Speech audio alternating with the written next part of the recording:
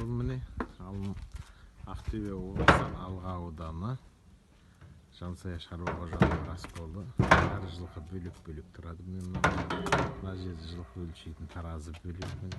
Жылқының ішінде жылқының тұрғаны расколда әр есік жабылады.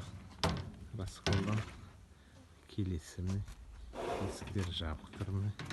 Расколдан жалпы дәліз, марлар жанды левада жылқылар ішінде жүр бөлек-бөлек тамбаланғаннан кейін бөлініп алынады жылқылар.